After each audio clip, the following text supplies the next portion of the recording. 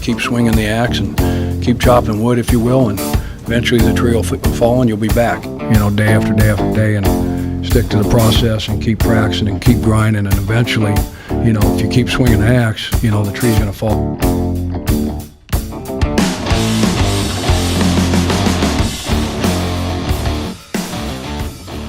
Hey, welcome back. It is Stephen Holder here with Zach Keefer, and we're back for another edition of Chopping Wood, our weekly podcast. You know who it's named for, Sir Charles Pagano, head coach of your Indianapolis Colts, who are, Zach, 0-2.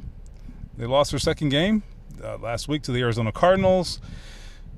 It was certainly a step in the right direction, but they didn't get it done. And so now we've got a few things to cover here. We got to get to the game. Clearly, it was also young Jacoby Brissett's first start. Lots to talk about there. There's this other guy you may have heard of, Andrew Luck. Got to touch on him. A little update there. The offensive line, some news there. Wide receivers, T.Y., Dante Moncrief. Are they getting it done? We'll debate. And then the defense. Is it better? Is it actually better? I have some thoughts on that. Zach, you may have some as well. So yes. Let's start, though, with the game. And I felt like this was like the Colts doing what the Colts do, which is, right? Is this like the most Colts performance ever? Colts gonna Colt. Yes, they are. Right.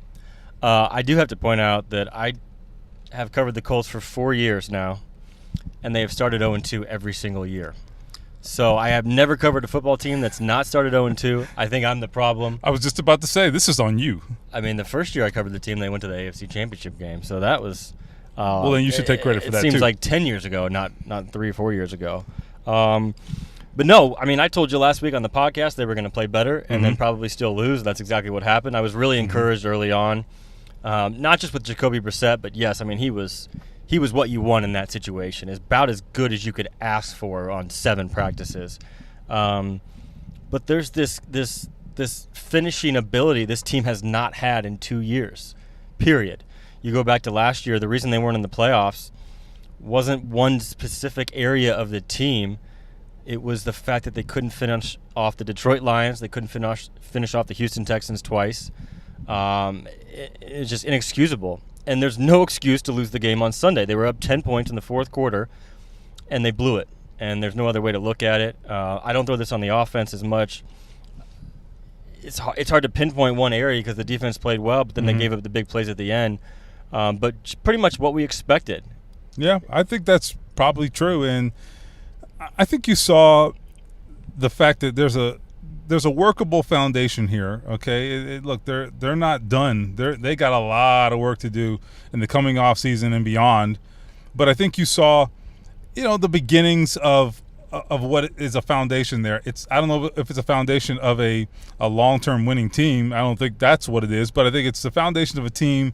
There's something there that can be molded. And if you have a franchise quarterback, then suddenly it all sort of comes together. At least It starts to, right? So I Andrew would have hung 30 on the Cardinals on Sunday. I think he would have. There were some throws there to be made, but you had a guy who just rolled out of bed and showed up and played quarterback, right? So what do you expect? But I think I don't think they're as far away from stabilizing this as the Rams game indicated. Like they're not hopeless. That's what that game told us. We said this last week. We said they are not 30 some odd points worse than the LA Rams. Yeah. Okay? And I know there was a lot to digest at the time, but I think, this game bore that out. Yeah. But it is interesting. We'll have to see what happens going forward, but it's a building block game, but again, they did what they do, which is they found ways to lose instead of finding ways to win. Some teams know how to win in the fourth quarter, and that's what Andrew Luck did the first 3 years of his career. Right. And some teams don't know how to win in the fourth quarter, and that's what the Colts did on Sunday. But one thing to point out here that's important is if Chuck Pagano is going to be measured on development, especially on the defense, those young players, these 3 guys are going to be key. Nate Hairston, Malik Hooker, and Quincy Wilson. And you saw those guys really in action for the first time on Sunday. They made some plays. And you got to see them over the course of the next 4 months. More than the wins and losses necessarily might be what Chuck Pagano was measured on. Yeah, that was actually, dare I say, exciting almost to see some young talent on defense. And you talked about being on this beat for 4 years. This is, I guess, my 5th season, and I haven't really felt that way about anybody on this defense. I mean, there's been the occasional guy like Vontae Davis it wasn't the same, though. I mean, they brought him here after he'd been in the NFL a couple of years, so it wasn't the same sort of path. I mean, tell me a guy they drafted who we felt excited about, like from day one. Like, I can't think of a guy. There's none on defense. On defense. No. Yeah. No. I can't think of a guy. The only good first-round picks they've had in the last 5 years are named Ryan Kelly and Andrew Luck. Oh, absolutely. And then you start into Malik Hooker this year. That's different. That's a new regime. But forget about first-round pick. I mean, any round. DeJon Smith, T.J. Green, I could go on. Yeah, Josh Chapman and the like. I mean, These are the kinds of picks they've had on defense. And so all I know is I don't know what Malik Hooker and Quincy Wilson are going to be in 3 years. But I tell you what, I got something to go on right now. Whereas the guys they've drafted in previous drafts on defense, which is Chuck's specialty, Chuck Pagano, those guys have been, in some cases, just complete flat-out misses, or they've been projects that never really panned out. And that hurts you down the line. Oh, so much. Henry Anderson would be the one guy I should correct myself. Henry Anderson flashed from day one, and in fact, now it's a matter of him getting back to that after the injuries. But he's the only exception that I can think of, and that's such an indictment, right? I mean, why are they where they are? Yeah, and we're getting off subject here, but that's why what we saw was so impressive, because we haven't seen it. That's a good point, because it's 3 players, not just one, and it is such a rarity to see young defensive players come in their rookie year, game 2, and make some plays. I mean, you saw Quincy Wilson make a great pass breakup down the field with Malik Hooker on the other side, and then you saw maybe second quarter Quincy Wilson do exactly what he did at Ohio State. That kid, I mean, he looks the part. Yeah. I mean, he moves. He's got those instincts. That was a complete just center field play. But you could see him making that play a lot more throughout his career. Yeah. And one thing I like about Quincy Wilson in particular is, okay, let me put it this way. So Vontae Davis, obviously very good cornerback, Pro Bowl level guy. He's hurt right now, but, we've seen him at his best, and we know what he is. The one thing, if you want to quibble with Vontae Davis, the one quibble with his game is that he never gets the football, right? He doesn't have a lot of interceptions. He doesn't really go for a lot of interceptions. He's not aggressive on the ball. He's aggressive as a player and in coverage, but he's not aggressive toward the football. Now, Quincy Wilson wants the football. Right. What did he tell you earlier this week? That's right. You repeat that. I think he said that to you. What was that? That was a good little quote. He doesn't want pass breakups. He wants the ball. I mean, he wants interceptions. That. And it speaks to the mantra of Chris Ballard. Interceptions are so important in this league. We all know that. The Colts have not been good at creating turnovers the last couple of years. Mike Adams is the only guy who consistently has taken the ball away. And obviously it gives your offense more chances to score. But when your margin of error is so slim, which it is for this team right now, interceptions can change everything. And Quincy Wilson and Malik Hooker are both guys that create those extra possessions for the offense. So those two, they stood out to me right away. If you're going to take some positives from Sunday's game that are not named Jacoby Brissett, Hooker and Wilson really stood out, I thought. Yeah, and the last thing on Quincy is he has that leaping attempt at an interception, I think in the first quarter. It was real early in the game. Yeah. And he was closer to coming down with that thing than I think we even noticed. It kind of went through his hands, and it's a really tough play when you go back and you watch it, and as I did the following day. I mean, he is leaping and like through the air, not just vertically but also horizontally, to get that ball. And it's just a really athletic play, and that's what you get with 6'2", 205-pound long guys. Started in the SEC. That kind of play. Hey, and you're going to remember these guys for a long time. Mm-hmm.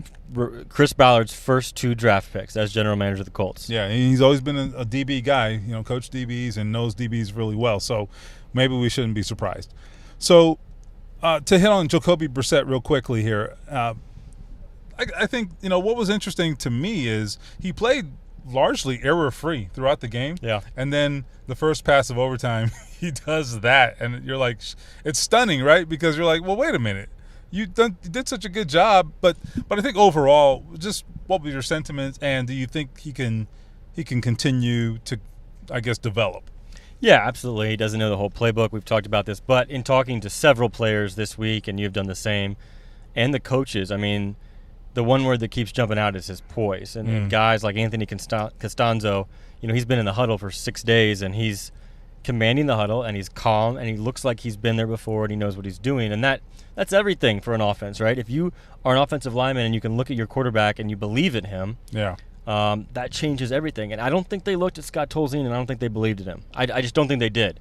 And that's nothing against Scott Tolzien, but you just saw how they played in L.A. Yeah. It's not that. Well, the belief comes from the quarterback. You have to earn succeeding, that. It's right? not fake. It's not. It can't be manufactured. Right. And look, Brissett, he gave the Colts a chance to win. They moved. The thing that hurt them more than anything was those mistakes, those false starts in the red zone. I mean, this team needs points any way they can get them. Field goals are not good enough when you're on the 5-yard line, and Jack Mewhort false start. That just killed them. But Brissett, the nicest thing about Jacoby Brissett's performance on Sunday is that moving forward, until 12 returns, they have a quarterback. There's no more questions to answer. He's earned the job, and he's the guy moving forward, and he probably will only get better as the weeks progress. I would agree. So, speaking of Andrew Luck, so he's not back. He's not going to practice this week. So that's the latest. We just got done with practice. This is Wednesday. I don't even know the date today. Today's the 20th. I only know that because it's my anniversary. Oh, happy anniversary, Zach. I'm sure you're happy to spend it with me. At least my wife knows that I remembered it. Exactly. You're on record. Right. So, anyhow, he's not practicing today. He's probably not going to practice this week. So, this week obviously is out. We knew that. This really puts him out for next week in my mind. Right. Because we envision this, and I think every indication we have is that it's going to be probably a 2-week process leading up to his first appearance. So, we can't speculate on when that's going to be because we just don't have enough information to go on. But what we can talk about is something we just sort of exchanged, kind of kicked around before we turned the recorder on here, which is this notion that it's going to get to a point where Andrew maybe won't play this year. And look, and there may be a point like really late in the season, but we really feel differently about this. And one of the ways we know that is, number one, it's been made very clear to us that Andrew Luck is dying to get on the field. Like, it is killing him, all right? And the other thing here is we know Andrew Luck. Okay? Right. And what now, I asked Chuck Pagano the other day, do you see a scenario where Andrew doesn't play this year? He said no, he doesn't see that. And then today, the topic of his mental state came up, and I just asked him, like, hey, is he really anxious? And Chuck looked at me like, hey, idiot. He said, and he actually said this. He said, didn't say idiot. He said, have you met him? I said, yeah, as a matter of fact. He says, is he a competitor? I said, yeah, I'd say he is. And he said, I think you know the answer. And Chuck was not, he was almost insulted that I asked.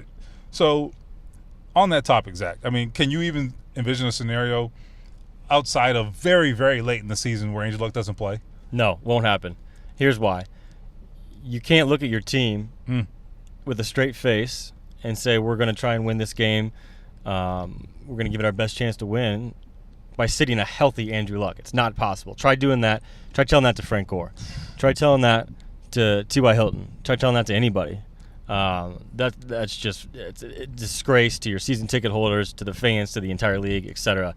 But on that note that you kind of mentioned Andrew's mental state, remember, he was upset that he couldn't take part in the first practice of the preseason when they were at Lucas Oil Stadium, the first practice training camp. He was upset that he couldn't take part in that. Imagine how upset he is that he can't play in these 2 games. And Sunday would have been a vintage Andrew Luck comeback, even if they had to come back. They would have won the game going away if he was playing. He has to know that in his head, right? Right. And to sit there and stand there in L.A. and watch them just get their brains beat in. You know him as well as anybody around here. This guy is as vicious a competitor as there is. We've seen it in the locker room after games. We've seen it on the sidelines. There is absolutely no scenario where Andrew Luck is not just disgusted at the fact that he can't be out there right now. Yeah, I'm telling you, I think Andrew Luck is, maybe this is a word that would surprise people, but he's kind of like a heartless competitor. Like, he really wants to just, like, gut you. And you never would see that he doesn't show that outwardly, but people who've played with him, guys who've been in those moments with him will tell you, like, he gets this look in his eyes, and it's like, it sounds cliche, but it's real, like, with Andrew. It's like he walks in that huddle and he's like, we're going down and we're going to score. Get the hell out of the way. And that's his attitude. And how else do you have all these comeback wins? And how else do you lift this team on your shoulders week after exhausting and grueling week and continually do it, right? I mean, he did it last year battling a right shoulder injury. He spent half the year in the training room, not on the practice field, and he still threw for 4,000 yards. I mean, so anyone that makes the argument that Andrew Luck would just say, nah, forget it, they have no idea what they're talking about. I'm just telling you now. I don't care who says it, if it's someone reputable or not reputable. I'm just telling you, they do not know what they're talking about. And I'm not suggesting that someone will make a different decision for him. I mean, I don't know. I can't guarantee you that. But I would be stunned. And I think if someone in this building, Chris Ballard or someone else, had to go to Andrew Luck and say, hey, we know what, we're just gonna sit you, man. I know you're good, but we're gonna sit you. They would probably have to give him a police escort out of the building because he would be such a basket case. It flies in the face of everything we know about him, and I can guarantee you this from covering this guy closely for the last couple of years. It is killing him right now to not be out there. Do not think anything else for 1 second. And we're going on week 3. He probably won't play in Seattle. So at the earliest, he comes back the day they unveil the Manning statue. So there's some irony there. And I'm not even sure if he's even back for that game. Yeah, I mean, because at this point, Chuck Pagano says he doesn't even know any more information than we do, which is God is his witness. Put that in the library of Chuck fibs. So, and just to be clear, you're talking best case scenario when you say that, right? I mean, we're not even talking like more than likely. No. We're talking best case scenario. So take that for what it's worth. But I'm anxious for your thoughts on this. Mm-hmm. We are 9 months into this rehab. It's a 6 to 9 month recovery. I understand that every shoulder is different. Mm-hmm. This was a simple labrum repair, according to Jim Irsay, who that's because it's not his labrum. But go ahead. Has proven in the last month or so to not always be telling the truth. Let's be honest. Does this change the way they should have handled this? I mean, it gives me pause because, I mean, if you would have told me in early July he wouldn't play the first 4 games of the season, which is where we're at right now, I would have said there's no way. Yeah. I think what it tells me, at least, and again, I don't have all the facts, but just from the preponderance of evidence, and a lot of this, I said this on the radio yesterday, this is an important point. When we say these things, anything that we say and the impressions that we give you, you know, we're observing just like you're observing, and we're sort of putting all the facts together. But at the same time, we also have observations and conversations and other things that are not public that we also sort of throw into our thinking here. So maybe more speculative. Yeah, but you know, I've had conversations. You have conversations. I mean, you know, and again, there are people in the building who know things. They don't tell us everything, but I mean, there are things that, you know, we've been told and have been suggested to us. And so when you take all of that, again, some of this is speculative, but it's educated speculation, right? And when you put all that together, what I see is, I think this thing is just taking longer than they thought it was going to take. Right. I think that's the only logical conclusion you can come to based on the offseason moves. Mm-hmm. And by that I mean no offseason moves. Exactly. And then the move after training camp to trade for Jacoby Brissett. Right. So now, does that mean they made a mistake, whether from a football aspect or a medical aspect? I'm not saying that. I think they're dealing with a situation where, look, you just don't know what you're dealing with. This is not like an ACL, and even that is a bad example because everybody's different with ACLs, right? I mean, you know, not everybody's Adrian Peterson, and made of titanium. Right. Look at what he did. Right. Yeah. So even that's a bad example. I think the better example is like a bone break, right? If a bone breaks, the doctor's going to say, okay, we're going to put a screw in there, and you'll be good to go in 6 weeks, right? And it's pretty standard. And it heals, and you can see it. Yeah. Yeah, bone heals. He's rebuilding the strength in that right arm right now, and that's not that's not an objective thing. I mean, that's like it's a subjective strength building. And like Jim Irsay said, the mental aspect of it as well. Yeah, and I mean, if he's a running back, he's probably back out there by now. Yeah, I mean, it's just a different job description, and what you're asking a quarterback to do is entirely different. So it is what it is. So again, Jim Irsay's description of a simple labrum repair is just kind of dumb, frankly, because he's a quarterback. How can you have a simple labrum repair in the right shoulder of a $140 million quarterback? Nothing simple about that. It's a walking it's contradiction, right? I mean, it's just yes, and so a big part of their communication problem and their messaging throughout this whole thing has been Jim Irsay's minimizing, these realities, right? I mean, he's really just minimized them, and I think he's done the team a disservice in doing so. I mean, it's not the end of the world. I'm just making the point that that's why I think there's a lot of this confusion. So, and for those that are angry at us for reporting what he says about this because it's maybe not valid, right? He's the only guy that's talking about it. I mean, Chris Ballard's been very, very, mum on the subject. Chuck Pagano just says no timetable on repeat. So it's not been in the ideal situation for us to cover because it's been such a closely guarded secret around here. Right. So let's move on to a similarly beleaguered topic, okay, and that's the offensive line. I won't beleaguer the point here, but I think it's just worth mentioning. So they went with a lineup on Sunday that now Chuck Pagano today says they want to stick with. And we've heard this 4,785 times in the last 4 years. And it, of course, is different than the lineup from the week before, just trying to which find he that also five. said they want to stick with. Just trying to find that right five. So, look, part of this is obviously Denzel Good getting hurt in week one, which couldn't be helped, but it's just exhausting to have this conversation over and over and over. And I talked to Jack Muhort about this today, and he's like, yeah, it'd be nice to have the same five, but he has like no expectations. He's like, yeah, whatever. It's just like, I was like, dude, I feel you. Jack's played 3 different positions, I think, on the line, and I mean. So anyway, the lineup right now is Anthony Costanzo on the left tackle, left guard was Jeremy Vujnovic. The center is Deshaun Bond. Obviously, that's Ryan Kelly once he gets back from the broken foot. Right guard, Jack Muhort, and right tackle, Joe Haig. So, look, I know that Jacoby Brissett got hit on Sunday. My 2 cents is he actually held the ball a little too long. I agree with that. Yeah. And we were saying it in the press box, right? Right. We were like, dude, throw the ball. And that's part of that's comfort with the offense. Yeah. Part of that's timing with the receivers, which we'll get into in a minute, those receivers. Yeah. But part of it is holding on to the ball too long. Andrew Luck's been there before, too. You're right. So look, I mean, I don't put it all on the offensive line. Anthony Costanzo, I'm not going to defend it. I mean, he's got to be better. It is what it is. But I think the other 4 guys held their own. Joe Haig had a slip up here or there, but I thought overall they were fine. They're run blocking pretty well right now. I think Frank Gore has some creases. Yep. And Robert Turbin, I'll tell you, if it's 3rd and inches, he's getting 4 and 5 yards. I think they're doing the job on the ground, and they just got to figure out, what they want to do with Marlon Mack. That's more of a play calling issue, in my view, than necessarily a run blocking issue. But I think they're doing the job in the run blocking. They've just got to get in sync with the quarterback, and Jacoby has to get more comfortable and be willing to deliver the football a little earlier. Then they'll be fine. But we'll see. Again, the offensive line continues to be a story. Let's talk about Costanzo real quick.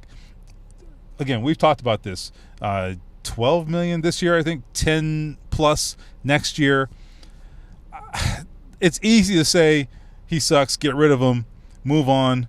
Yeah, it's really not that easy in reality. It's really difficult to replace him. I mean, we've talked about this, just between ourselves, either in the press box during the game or after a practice or something. But I mean, look, there's a couple things to mention here. He is facing the top rusher just about every single game, just about every. Chandler snap. Jones is very good. Yeah, I mean, and Chandler Jones owned him a couple times late, and you can't have that happen. And like we've mentioned before, when you're an offensive tackle or a guard, you can have 57 great plays and 3 bad ones, and that's all they remember you for. That's the job you sign up for. That's why you get paid $12 million to protect, the quarterback's blind side. But the interesting element here is Chris Ballard. And moving forward, I don't really think anybody is safe on this roster besides maybe Andrew Luck and T.Y. Hilton. Obviously, those guys are safe. But moving forward, Ryan Kelly, you throw him in there.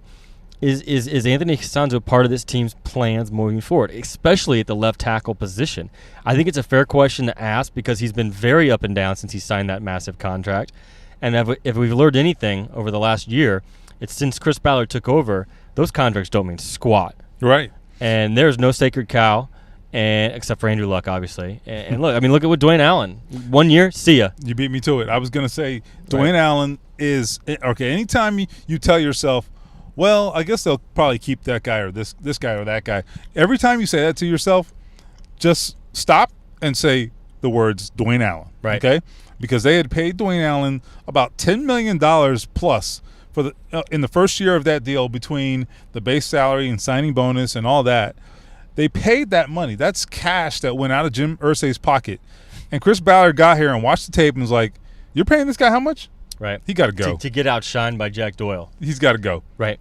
That's the first thing he did. He cut DeQuell Jackson first. I take that back. But before he even signed anybody, he said, "Yeah, that guy, get him out of here." And what did he trade him for? He traded him for a 4th-round pick, right? Was it? That didn't even make the roster. That's actually, I didn't even realize that. You're so right about that. And you don't plan that, right? You obviously plan on that 4th-round pick making the roster, but they got nothing to show for that. Such a good point. But in Chris Ballard's mind, he did accomplish something by doing that, because what he did was he set a bar.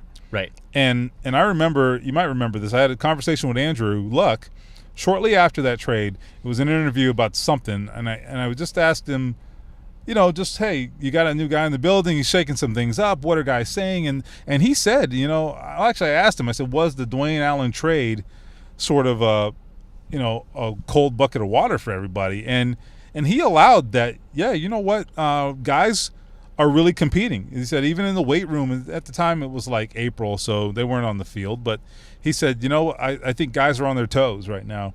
And that is, I believe, one of the goals for Chris Ballard in making that trade. He wanted to establish standards. We've covered this before. This is not new. Right. But as it relates to Anthony Costanzo, I think you're absolutely right. He should not get comfortable. I don't think they'll cut him, but I could see a scenario where they draft somebody. Right. And then they let those guys fight it out. And then we'll see. Maybe right tackles in his future. But like you said, I mean, you got to earn it, and you got to earn it all over like you've never earned it before. Like you haven't established yourself, and so far there's been too many mistakes, and this is the story of the last couple of years with him. So I think that's a good point. But to compound that, he's been the one steady, consistent piece on that offensive line for 5 years, and they've had everybody else in and out, in and out, in and out. That has been the one thing you haven't had to worry about, at least the position he plays. Yeah. And that's not an easy position to find, because Andrew Luck has taken a beating enough with Anthony Costanzo in there. If you hire, if you draft another player to come in and he's not any good, man, you really compounded the issue. Yeah, that's so true. And look, being sort of available is a talent, right? I mean, being on the field, staying on the field is a talent, right? Especially on this offensive line, right? I mean, as you said, he's the only guy who's been able to do it. He's the anomaly, yeah. Right. So he needs to be credited for that. I'm talking about Anthony Costanzo here, but at the same time, as we've firmly established here, Chris Ballard has standards, and he's not going to compromise those standards. Right. Okay. He's not trying to win the Super Bowl this year. He's trying to create a culture. He's trying to create competition, and he's just really. I mean, half the signings you see, whether they be practice squad or the bottom of the roster, they're tryouts, man. Right. That's what's going on here. He's churning. He's churning. He said this is a 365-day-a-year process, and he's lived up to that. Every single Tuesday, at the very least, they make 2 or 3 practice squad moves, because they're just trying to dig for talent and add to the end of the roster to bolster the middle of the roster, which in turn will make the elite players better, including Anthony Costanzo. Yeah, so let's talk about a couple, well, at least one more of those elite players. T.Y. Hilton, obviously, $13 million guy, and then Dante Moncrief, who hopes to get there one day. And I thought, look, we can go round and round in terms of how we characterize their performances on Sunday. I feel like T.Y., overall, I don't have a big problem with T.Y., but I do think that it would be, how do I say this? It would send a message to the rest of the team if you feel like your top receiver is leaving it all out there. And I think you can make the argument, maybe he is, maybe he isn't. I mean, did he slip? Did he not slip on that 3rd down? He says he did. I'm not going to call him a liar, but I understand why people question that, right? I mean, I get it. I understand. And then Dante Moncrief. I mean, I think people question his effort. Not his best day. No. There's no other way to look at it. People were right to question his effort. And do I think he's not trying? No, of course I don't think that. But I also don't feel like he left it all out there, right? I don't. Especially when you lose a close game. It's magnified. I mean, 2 catches on 8 targets. And it's hard to think that he did himself any favors in a contract year. And I want your reaction to this. Mm-hmm.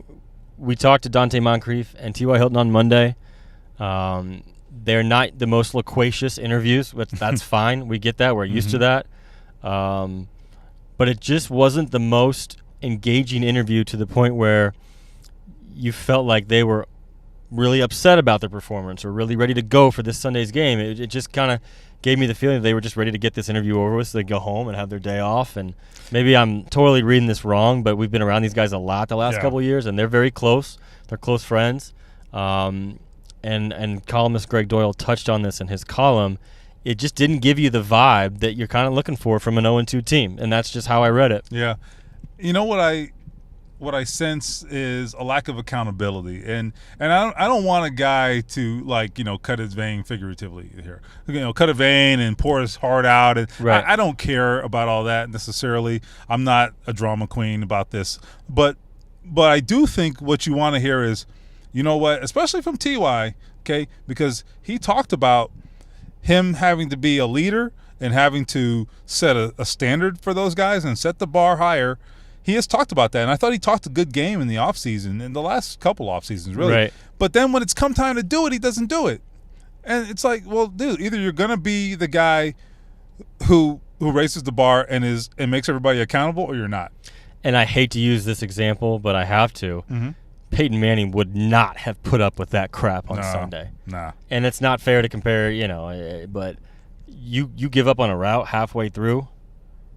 It just wouldn't have flown, not at all. And Andrew Luck's not here. He's not the guy leading the huddle every day. I get that, but if Andrew Luck was here, that wouldn't fly either. Yeah, I think there's a noticeable change in the way these guys perform. And it's not just Andrew Luck's not out there throwing them the ball. Their stats aren't going to be as great. I get that. That's an obvious statement. Mm-hmm. But it just seems like a different feel with those two when Andrew Luck's not out there. You don't see the best of them. I think T.Y.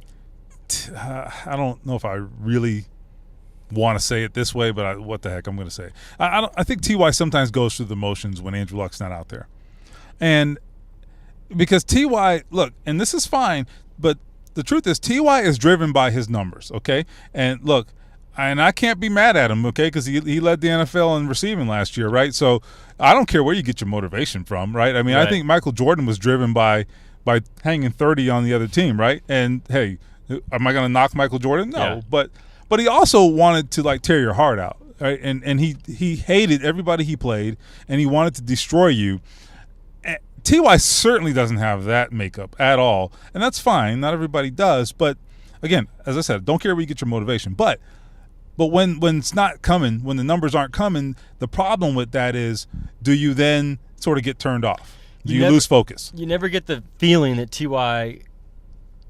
can't stand to lose. No. I mean, no. I'm just saying what I see, and no. T.Y. can disagree with me, I'm sure, but no, you're absolutely right. I mean, there's no doubt about that. And it doesn't help. None. It doesn't help when Dante Moncrief, again, 2 catches on 8 targets, wears a shirt with Dante Moncrief's photo on it the next day. I tweeted out that photo. Like, come on. So when he was doing that interview, I tweeted out that photo, and I didn't even realize what he was wearing when I did it, because I just did it, sort of absentmindedly, and then people immediately seized on that, and I was like, oh yeah, he is wearing a Dante Moncrief shirt, and it's not a good look. It's just kind of weird to me, man. Like, who does that, right? Like, where do you buy one of those? Jack Doyle's not wearing a shirt with Jack Doyle's face on it. That's right. Now, other guys have worn a shirt with Jack Doyle on it. Exactly. Right? That's my point. And, I mean, we can understand that, right? I mean, Jack Doyle's getting it done. Speaking of, we need to do Chopper. The Wood Choppers. Chopper of the Week. They actually had a couple nominees this week, right? Some candidates. Guys definitely played well. There's some candidates.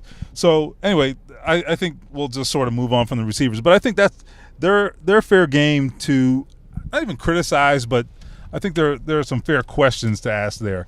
So, as Zach said, we should move on to our wood choppers. And, this is This is the part of the podcast that was inspired by Jack Doyle, the Indianapolis product, the hometown kid who, by the way, is playing his tail off. Yeah. Okay, Jack Doyle. Can he be tight end number 1? Pretty sure he can. Yeah, Yeah. I'd say, yeah.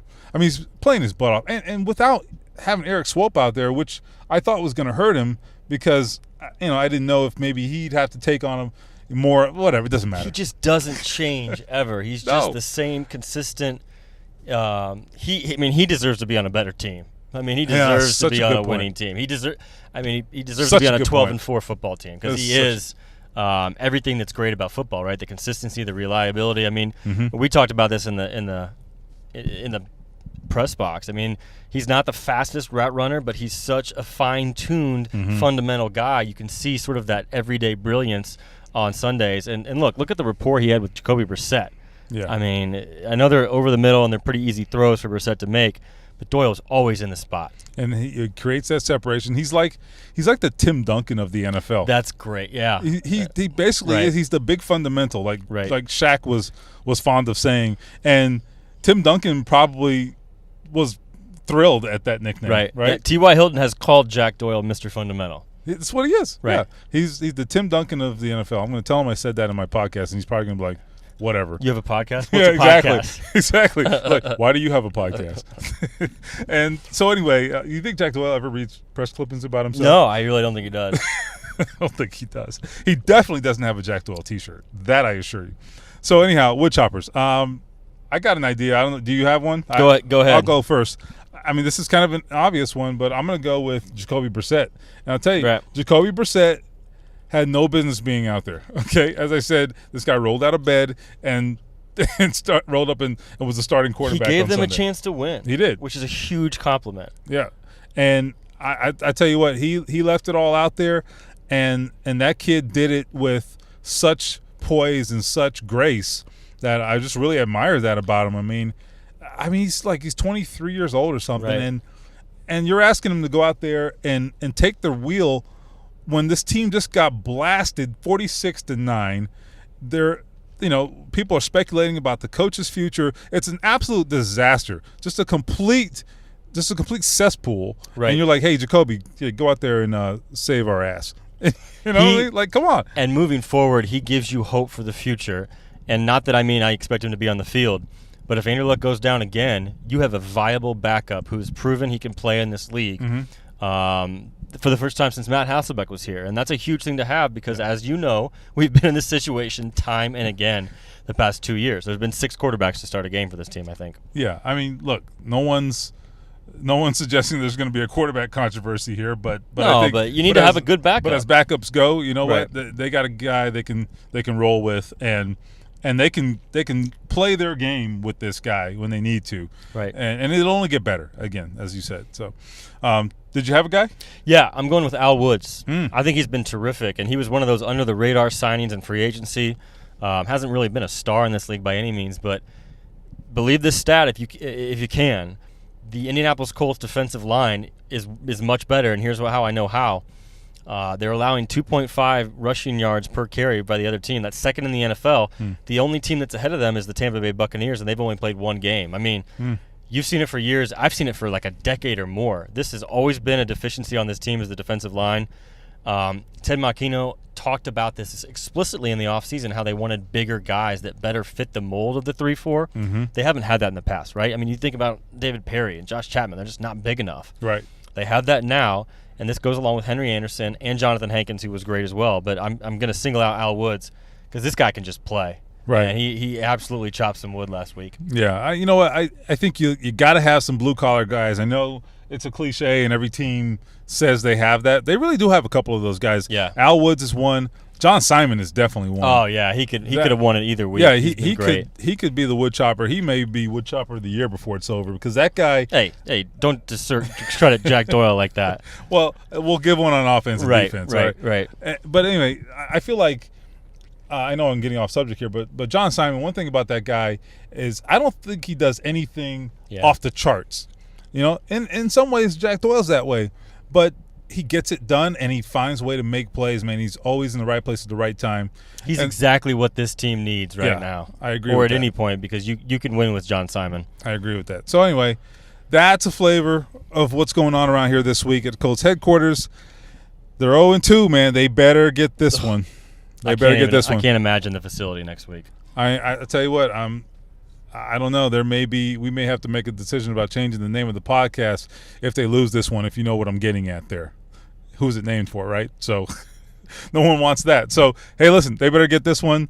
It would make me a lot more sane, and certainly you, on your anniversary, you would probably have a much better weekend celebrating it, I'm sure, in the press box with me. I wouldn't want it any other way. Yeah, you're a No, liar. I really would, actually. Yes, I know you would. I'd be worried about you if you didn't. Anyway, that's it for us. We've rambled enough. Thanks for listening. I'm Stephen Holder here with Zach Keefer. This is Chopping Wood. Stay tuned for more of this at IndyStar.com as well as the rest of our Colts coverage. Thanks for listening.